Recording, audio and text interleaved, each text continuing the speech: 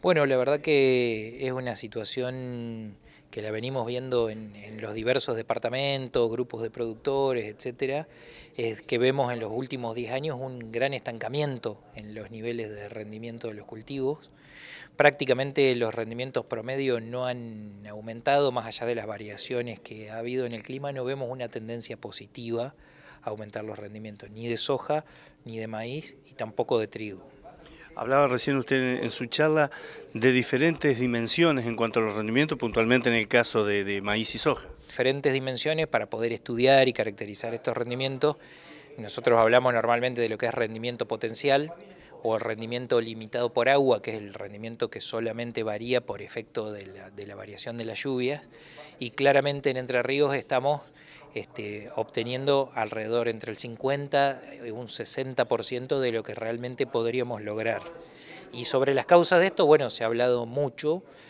Una de ellas es el deterioro progresivo que han tenido los suelos, las pérdidas de materia orgánica, básicamente por la falta de rotación, muchos problemas de erosión también en Entre Ríos, la baja reposición de los nutrientes, realmente se repone entre el 30 y el 40% que extraen los cultivos, y por otro lado también a la aparición de la problemática emergente de malezas que cada vez hace más difícil su control y hace que impidan que se logren altos rendimientos. Básicamente estas son las principales causas que han llevado a este estancamiento en los rendimientos promedio, no solo Entre Ríos, sino de diversos departamentos y de varios grupos de productores. ¿Y cuáles serían los factores determinantes que puedan llegar a sacar un rendimiento?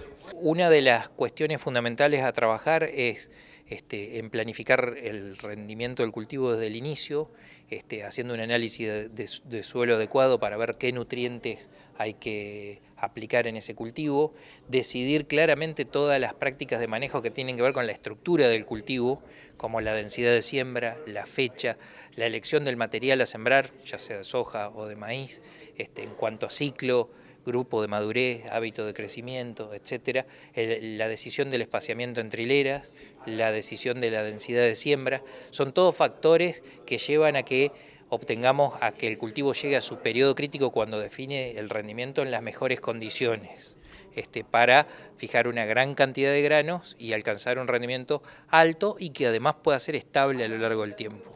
Periodos críticos son dos palabras que se escucharon con mucha frecuencia a lo largo de toda esta charla. ¿Cuál es en ambos cultivos, en maíz y soja, el periodo crítico determinado? Periodo crítico para definir el número de granos, que es el principal componente de rendimiento en maíz, es el de 15 días antes y 15 días después de la floración femenina, que es cuando aparecen las barbas del maíz. En el caso de la soja, estamos en estadios más avanzados que la floración, es cuando se empiezan a fijar las primeras chauchas o vainas hasta mediados de llenado de granos.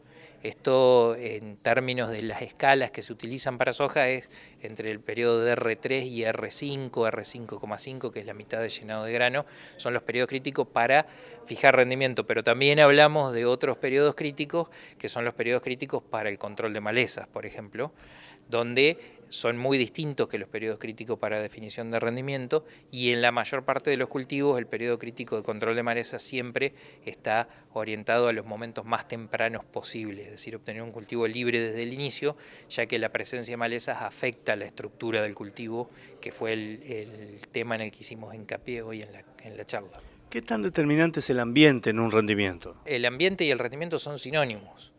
Es decir, que nosotros podemos caracterizar al ambiente en función del rendimiento que logramos, ya que el rendimiento de un cultivo integra todos los acontecimientos que pasan en el cultivo durante su periodo crítico.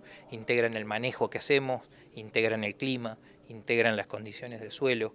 Por lo tanto, ambiente y rendimiento son sinónimos. Cuando hablamos de ambientes buenos, hablamos de rendimientos buenos. Cuando hablamos de ambientes malos, hablamos de rendimientos malos.